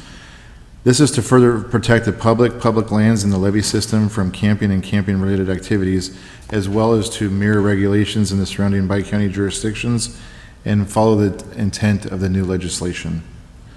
The city's current ordinance regulating camping on certain property is outdated and not currently enforced, and a group was developed and has worked vigorously for the last 2.5 years to put this ordinance together in order to help bring these new standards forth that will be consistent within the bi-county region. So I'd be happy to answer any questions you might have. Questions? Yes, ma'am. I was wondering about, I was reading the daytime camping, where people have to, if they're going to put up a tent, they have to wait till 30 minutes after dusk and take it down 30 minutes before daylight. Can you give me a picture of where that would be allowed? That would be allowed on public property. Anyway, so we would, but not in a park, not on the levees, right? Not in those areas that have been already denied for camping. So Right? technically, the way that it's written, it would still be in a park. So it's on any public property. So there is regulations that are in here within a certain distance of the levee, also a certain distance within the high water mark itself. So staff is prepared to come back to council probably sometime in January with an amended recommendation after we've had some further review with staff and council to identify the sacred city areas where that would not be allowed. So at this point in time where it's not regulated, they can stay for, anybody that comes into the city can stay for whatever distance and time they want. This ordinance regulates that and only allows them to put it up from the 30 minutes, after and the 30 minutes before, unless there's extreme weather conditions. Okay. Also, my other question is, now, in disallowing some of this camping in some of these areas, are there beds available now? I know that was something that we talked about before. The availability of beds was restricting our ability to enforce our no camping ordinance, so has any of that changed? Or how, does that affect any of this at this point? That does not affect us at this point in time. This is a camping ordinance for anybody who wishes to come into the city of Marysville and camp. So this is just an overall broad camping enforcement. So it has nothing to do with whether there's bed space available or anything. So if I'm a resident of Yuba City and I decided I wanted to come camp in the city of Marysville, this is going to provide me what regulations and where I can camp for that evening. And it does give provisions if there are permitted areas like Riverfront Park for the stand down or different festivities that are happening, and we permit that through our building department at this current time. Through the chair. Yes. You know, I was reading some of the discussion analysis, and there seems to be some difference here when you talk about camping and storage of personal property on private and public property. I have personal property. I have a private property. I know that this is not addressing that. It's a camping ordinance, but I think that by saying personal property on private and public property is misleading. Where are you reading that at? Well, I'm reading a discussion and analysis off the staff report, but it's throughout the whole thing. When you talk about personal property on private property, you're saying that I cannot camp in my backyard.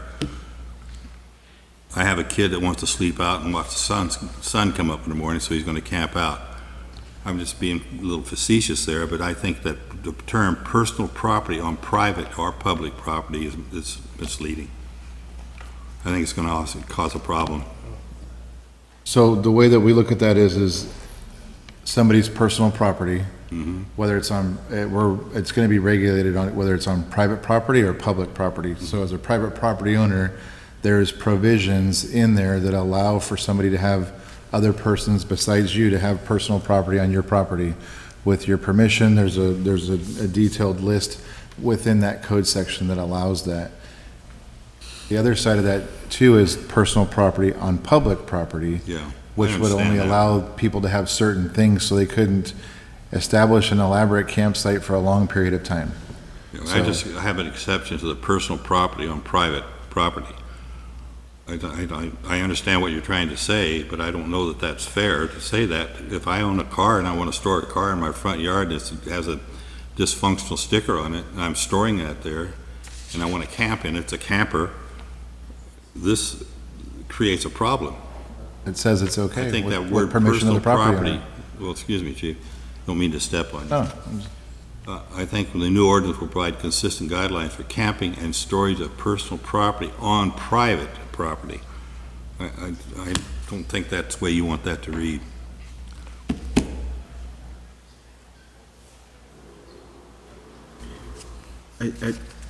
Maybe the way I read it, that it's inclusive, that there's provisions for both, for storage of personal property on either private or public property, that this ordinance talks about both of those instances.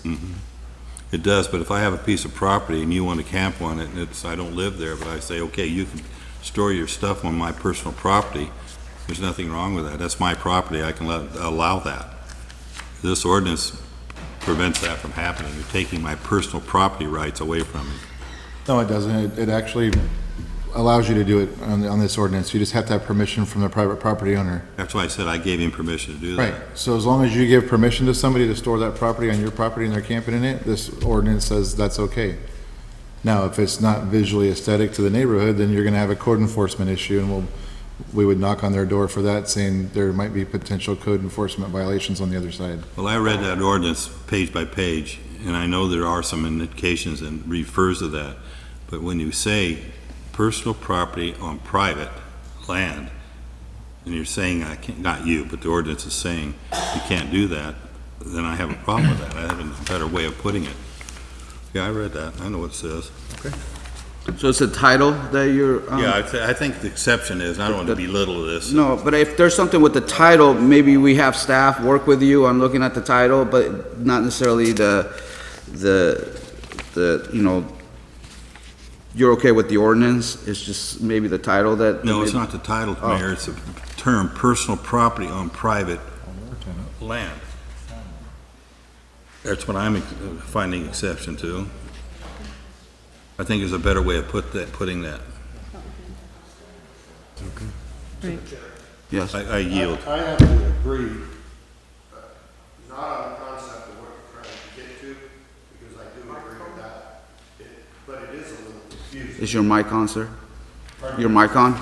Sorry. It is a little confusing in the sense, if I want to drive my camper over and park it on his property somewhere for storage, it's, without it being clarified here, it looks like you can't do that. Even though I know that's not your intent, but it does kind of read like that. So we just want to make sure that wouldn't be the case. Well, when we're talking about storage of property, we're referencing to camping itself and the storage of that camping property. So if you're just taking a vehicle over to park it on your friend's property and you're not going to be staying in it and living in it, then that has nothing to do with this. That's more of a code enforcement issue on the other side. But if you're allowing the private property, so private or personal property, your personal property is being allowed on somebody else's private property, and it's outlined in here that, there is certain parameters that need to be met through that property owner. So what it does is it regulates you from not driving your motorhome out into Mr. Smith's orchard without his permission and establishing your own camp. And that's what regulates it in here. I can say that members of this council have sat on with a group of individuals from 5 other surrounding jurisdictions with 2 city attorneys and 2 county attorneys, 2 county councils, and 2 city managers, and we've plus several other of us for the last 2.5 years to kind of bring this to fruition as it's stated. So you will see. I've been duly reprimanded, but I still don't. You will see that the rest of the entities will be coming forward with the same ordinance and same language as we move forward in the next couple weeks. So your I totally understand with your comments there, what you're saying is, based on this, no matter if I want to put something on somebody's property and they give me the okay, as long as it falls within the code enforcement or doesn't affect the code enforcement, it's okay. That's correct. Okay. I mean, that was only, I'm not going to beat this up. If that's what all these people say it's right, then it's right. Majority rules. This is democracy. And I support it. Does that make you feel better, Chief? It's the will of the council. That's right. So I'm okay with it. Any other comments, questions? Any comments from the public on this matter? Seeing no comments from the public, that I heard you. I'd like to entertain a motion to waive for. Yes, sir? Microphone. Oh. You were talking, sorry. So we'll do this all in one motion, and that would be to, I'd like to entertain a motion to waive the first reading and introduce an ordinance to repeal and reenact Chapter 9.65 as stated on the staff's recommendation. Make a So motion. moved. Oh, I'll second it. Motion by the Vice Mayor, second by Mr. Hudson. And no further comments. All those in favor say aye. Aye. Motion is approved with a vote of 5-0. Would you like, do you have to read the? No. No? Okay. With prejudice, I Just go aye. confused now. Yes, all good. All good? All good. You hear that, Mayor? Yeah, what's that? With prejudice, I vote aye. Yeah, grumble. Committee reports. I only have one Sure. committee report. Okay. I met with the executive committee as well as the board of directors for the Economic Development Corporation. It's a solvent organization. Brenda's doing and staff's doing a wonderful job. Yuba City is coming back on board. They've been out of that for quite a while, so finally they've decided they want to join back up, which is a good thing. So we're moving right along with that. That's about all I have to report on that. Okay. Do want to report out that Councilmember Buttercole and I, we met with the ad hoc committee of the Ellis Lake with the Yuba Water Agency. I haven't seen the notes from them yet, right? They're coming out. I think one of the outcomes is to bring Lon Hadamia to our next meeting on the 18th, who is going to provide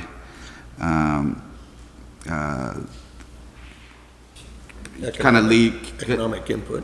Lead the workshop to kind of talk about economic development possibilities for the lake and the use of the lake. So that's what he does. That's what he gets paid for. He's a local Marysvillian, and Help you develop a scope of work for the project? thank you. And what?